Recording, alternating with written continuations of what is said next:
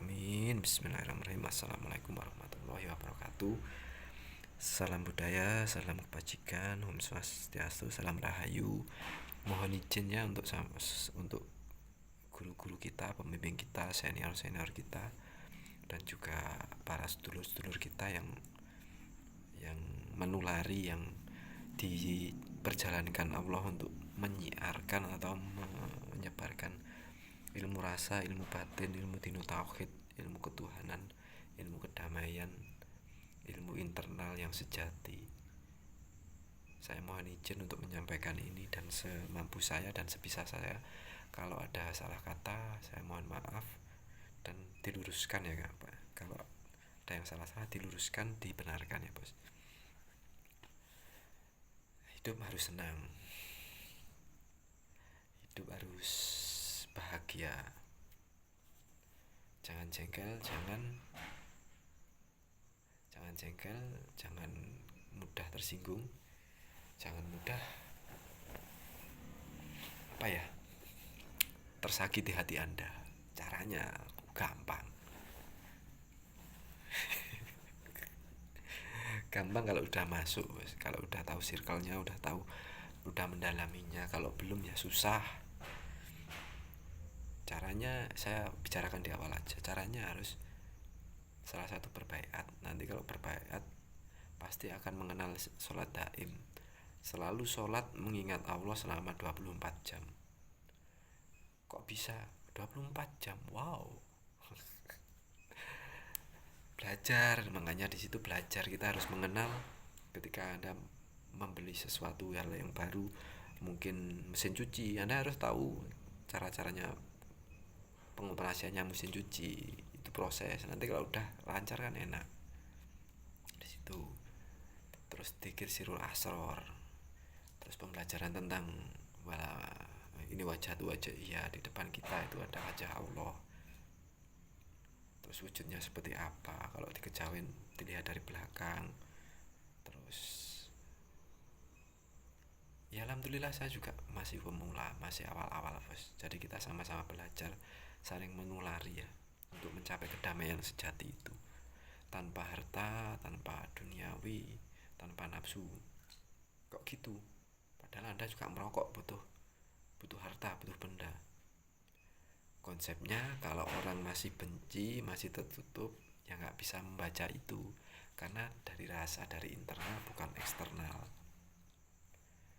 Yang Anda membaca seperti itu, membaca seperti ibaratnya punya suudon seperti itu, Anda pasti punya ketakutan dosa masa lalu, dosa masa depan, ketakutan pengalaman masa lalu, pengalaman masa depan. Itu Anda pasti. Makanya ini kita ulik lagi tentang dinu tauhid. Terus yang tadi dikir sirul asror juga.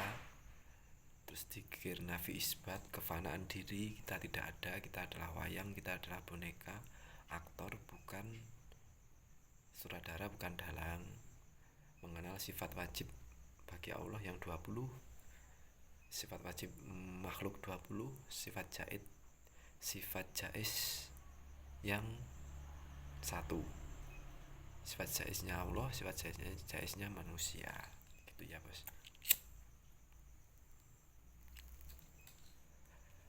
Banyak sebenarnya yang harus saya katakan ya. Ya contoh gini aja ya, paling gampang. Bukan syarat berarti saya tidak butuh dunia. Saya butuh tempat tinggal. Saya butuh pencahayaan lampu dan lain-lain. Anda dari kemarin dengar sendiri kan.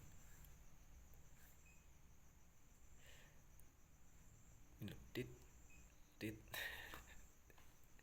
Awal-awal Anda kalau masih dongkol, masih jengkel dan melihat saya sebagai makhluk, bukan sebagai penyampai ya. Rumah Anda kalau bilang tadi seperti ini, pasti Anda banyak kebingungan, ketakutan, kepanikan. Nah, di situ kalau saya langsung memenggal, nanti biar Allah yang membelikan, nanti biar Allah yang mengatur. pasti Anda akan melihat langsung ke puncak Allahnya, bukan prosesnya. Itu makanya kita harus tahu dari dalam hati, dari dalam, dari internal. Yang dimaksud nanti dikerentakkan Allah untuk membeli pulsa, itu ya tetap kita yang beli. Dan hati pun tidak ada rasa khawatir. Padahal saya sendiri wifi atau sambungan internet ini saya sambungkan ke tempat keempat, tiga adik saya dua, empat saya. Ketika sini mati semuanya nggak dapat internet juga, itu pun saya juga merasakan kedamaian yang ya, kalau sudah waktunya beli dikehendaki Allah beli ya beli. Kalau dulu awal-awal cuma bisanya guyon, tapi di dalam hati masih melayang ya, seumpama kedamaiannya itu belum sempurna. Ketika bilang tokon saya, listrik saya bunyi, kalau di tempat Anda kan bunyi itu karena habis, kalau di tempat saya kayak terlalu penuh jadi bunyi.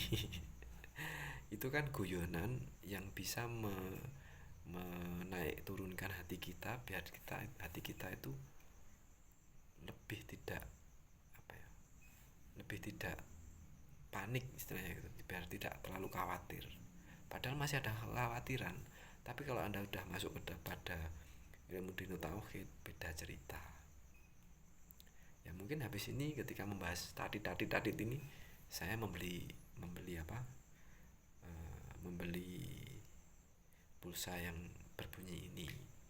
Konteksnya bukan meremehkan ya, bukan meremehkan, tapi lebih bersyukur, apa ya, lebih bisa mendalami nikmat Allah seperti apa, terus lebih mendalami apa yang diinginkan Allah, seperti itu. Ada malu, gengsi, gaya hidup atau apapun itu nanti akan hilang dengan sendirinya. Tapi awal-awal pintu gerbangnya memang dari situ. Contoh lagi seperti ini ya. Ketika awal belajar ilmu tauhid, sudah mulai damai, sudah mulai menemukan siapa Tuhan kita. Istri bilang, seumpama kita bercanda ya, Mah, Bun, Umi, kayaknya kalau di rumah tambah teman, tambah orang enak ya. Maksudnya gimana? Ya tambah istri ya, seumpama gitu. Terus istri bilang, koyok goda-godako, koyok iso-iso, koyok duwe oh.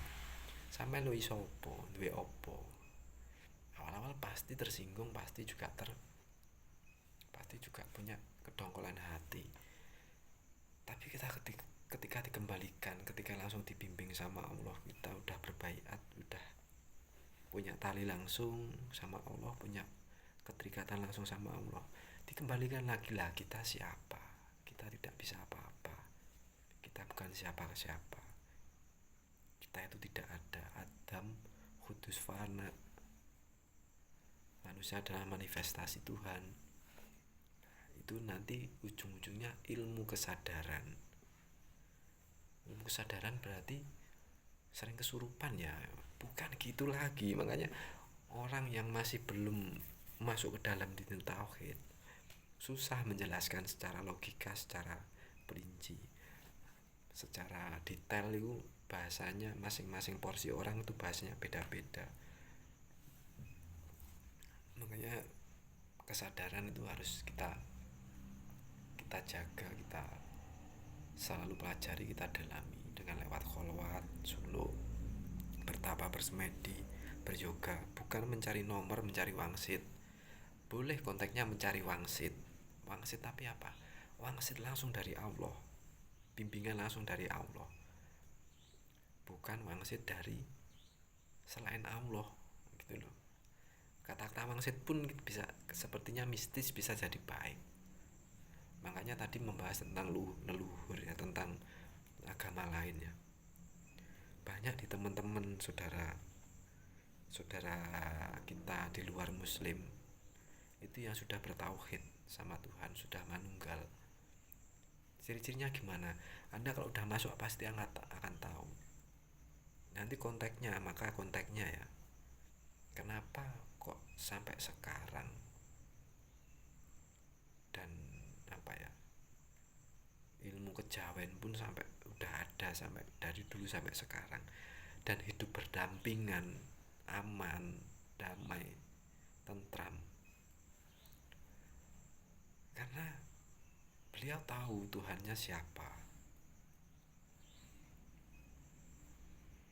Dan satu frekuensi dan satu pemahaman. Ketika udah datang Wali Songo pun juga seperti itu. Makanya Wali Songo datang ke sini, ke Indonesia pun menyempurnakan mungkin ya, menyempurnakan kejawen atau menyempurnakan agama lain. Itu kan masih konteksnya mungkin. Itu pun secara syariat saja. Bahkan Anda kalau berpikir ya, mungkin berpikir dengan hati yang dalam.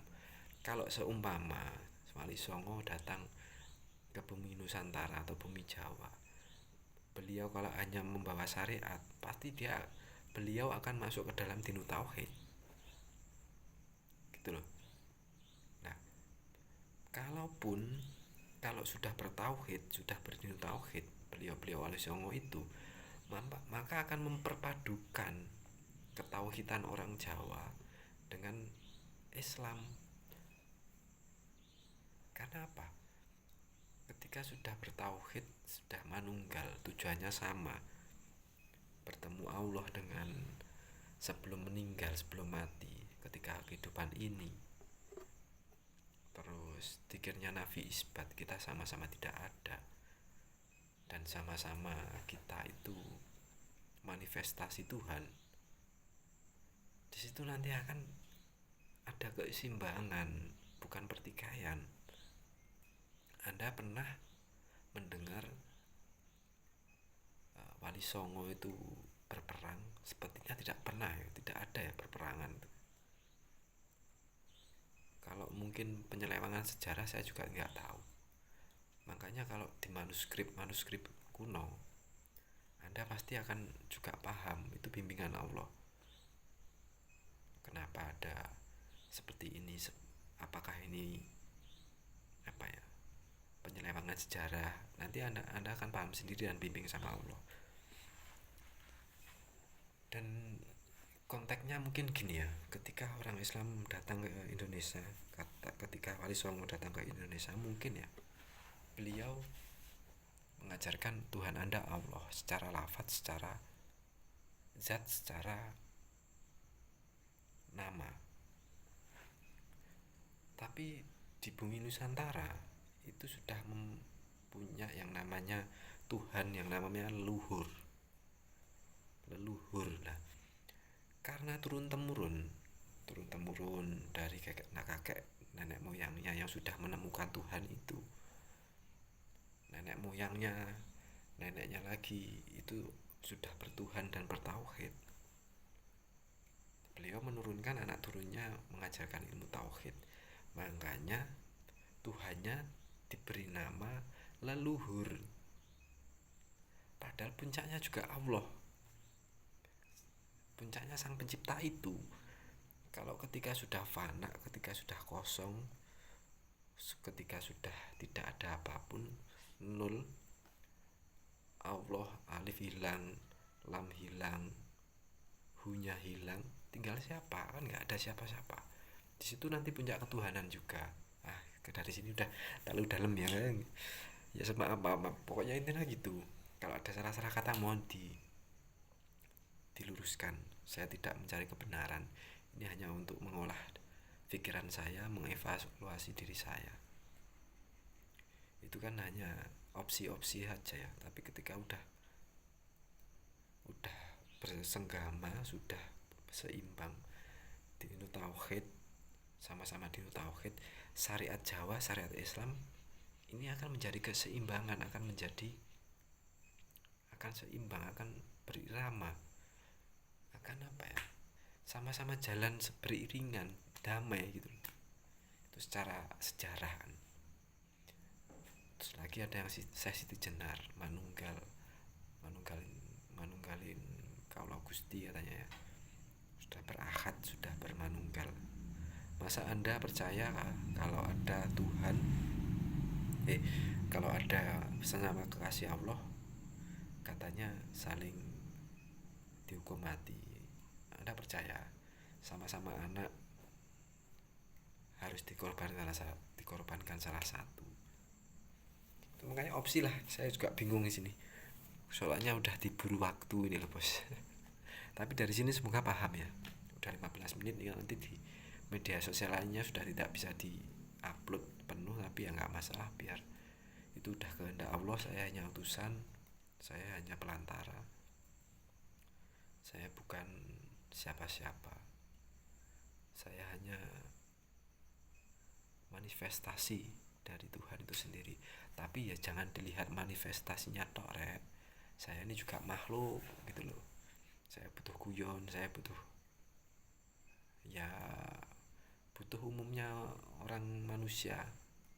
Saya itu umi juga lah, orang yang lugu ya, nah, ngomong gitu ya. Terima kasih banyak ya bos, dilanjut lagi bos ini. Terima kasih banyak. Assalamualaikum warahmatullahi wabarakatuh.